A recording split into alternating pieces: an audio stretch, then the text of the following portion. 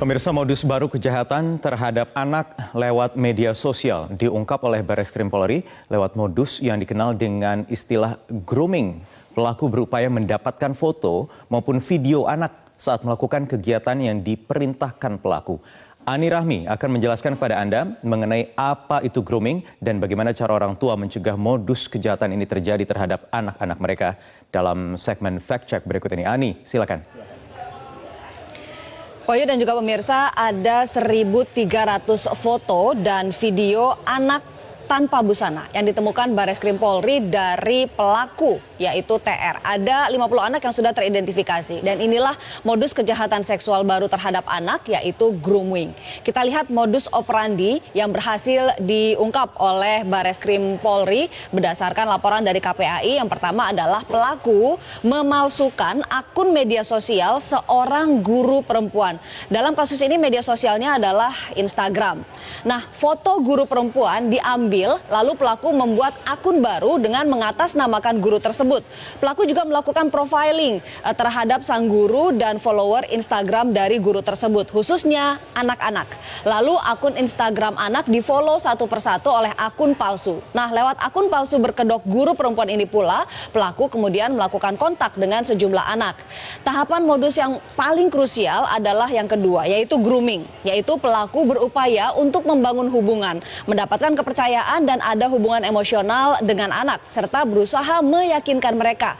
Tujuannya adalah agar bisa memanipulasi, mengeksploitasi, dan melecehkan. Dalam proses grooming ini pula, pelaku menggunakan banyak sekali taktik. Mulai dari berpura-pura menjadi kawan sebaya, memberikan hadiah, memberikan perhatian, nasihat.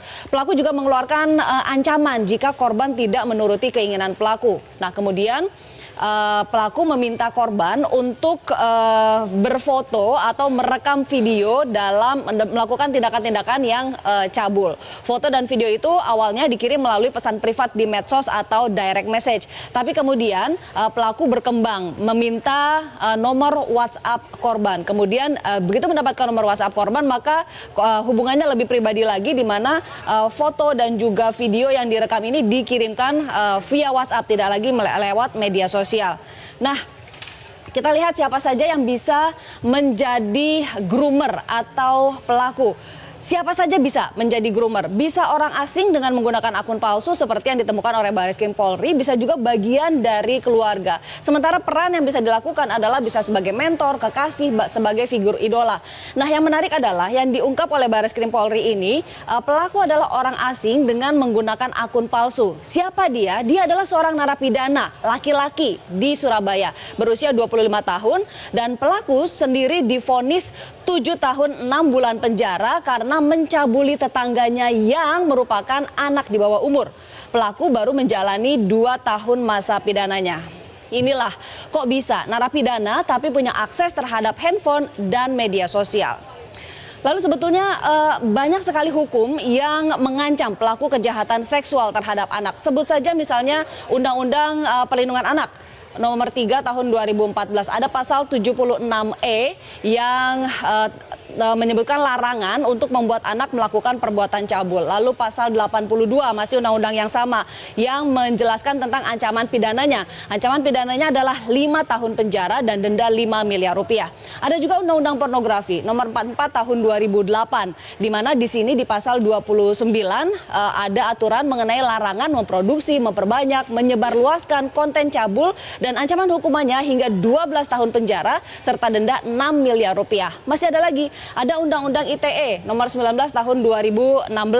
Di sini disebutkan bahwa ada di pasal 45 ada larangan untuk distribusi dokumen elektronik yang memiliki muatan kesusilaan. Ancamannya 6 tahun penjara dan denda 1 miliar rupiah. Nah, khusus untuk kejahatan seksual terhadap anak, ada Perpu nomor 1 tahun 2016 yang mengatur pemberatan hukuman bagi pelaku. Mulai dari masa pidananya ditambah 1/3, lalu juga ada pengumuman identitas pelaku, jadi biar publik tahu siapa pelaku sebenarnya, dikebiri hingga pemasangan alat pendeteksi elektronis. Kita hitung hukumannya, kalau misalnya semua ini diakumulasi, maka 5 tahun, 12 tahun, 6 tahun, 23 tahun. Kalau ditambah sepertiga lagi 7,6 tahun, total 30,6 tahun pidana penjara. Sementara dendanya jika diakumulasi bisa sampai 12 miliar rupiah. Tapi kan ternyata tidak, karena yang dikenakan hanya satu, yaitu hukuman 15 tahun hingga 20 tahun penjara atau bisa juga terkena hukuman mati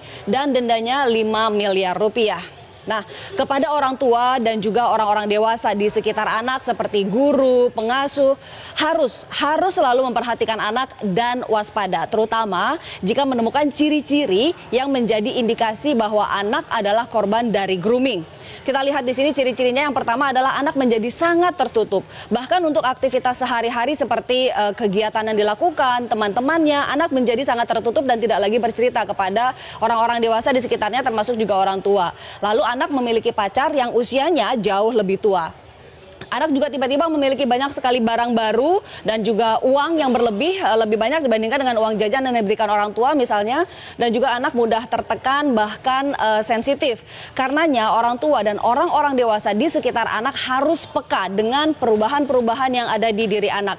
Dan jika melihat ciri-ciri salah satu saja seperti ini, segeralah cari lebih dalam, cari tahu apa penyebabnya. Dan jika memang terbukti anak menjadi korban grooming, segera lapor ke polisi. Berikutnya adalah orang tua juga bisa melakukan peran lebih. Yang pertama ada komunikasi, komitmen, dan supervisi. Komunikasi ini tentang apa saja? Penggunaan gadget, media sosial, keseharian anak, teman-teman anak, apa saja. Buka dan jaga jalur komunikasi dengan anak. Termasuk tentu saja tentang keamanan bermedia sosial. Pastikan anak tahu informasi apa saja yang boleh disebarkan dan apa yang tidak boleh disebarkan. Lalu juga buat kesepakatan, ini terkait masalah komitmen mengenai penggunaan gadget. Misalnya berapa lama anak bisa main gadget, kapan dan di mana boleh main gadget. Lalu misalnya ada komitmen dengan kesepakatan ini baik dari orang tua maupun dari diri anak sendiri. Nah, dari orang tua juga harus memberikan teladan dan komit tidak menggunakan gadget di waktu-waktu yang disepakati. Jangan sampai anaknya dilarang tapi orang tuanya pakai gadget, itu kan tidak memberikan teladan. Yang berikutnya adalah supervisi, artinya orang tua dan orang-orang dewasa di sekitar anak harus mengawasi aktivitas anak di dunia maya. Konten yang dilihat anak apa, game yang dimainkan anak harus tahu, media sosial yang diikuti, aktivitas dan jaringan pertemanannya juga harus dalam pengawasan.